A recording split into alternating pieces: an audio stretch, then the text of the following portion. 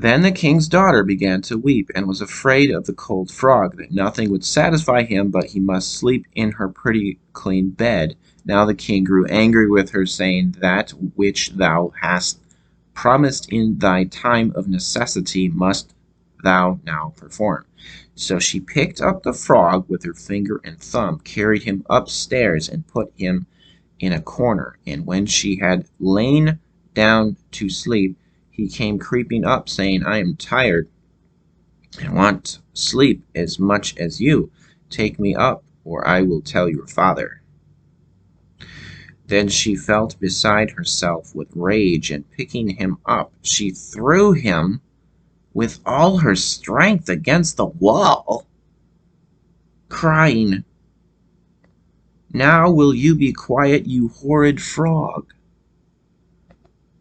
But as he fell, he ceased to be a frog, and became all at once a prince with beautiful kind eyes.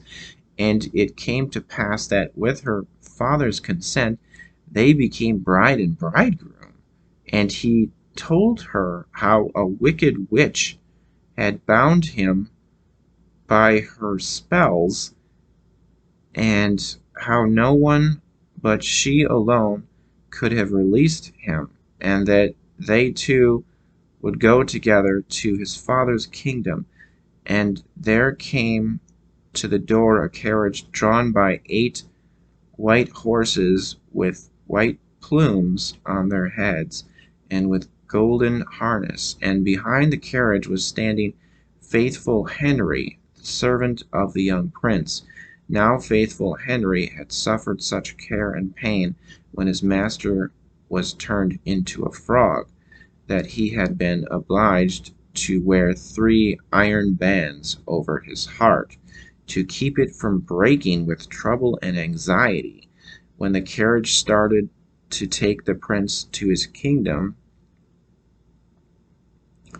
and faithful Henry had helped them both in, he got up behind, and was full of joy at his master's deliverance. And when they had gone a part of the way, the prince heard a sound at the back of the carriage, as if something had broken. And he turned round and cried, Henry, the wheel must be breaking. But Henry answered, The wheel does not break, 'tis the band round my heart, that to lessen its ache, when I grieved for your sake, I bound round my heart.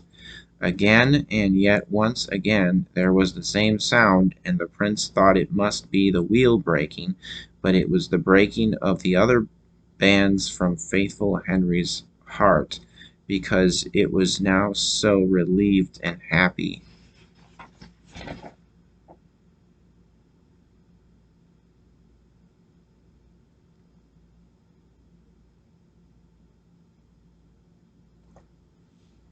What a messed up story. She threw the frog against the wall. I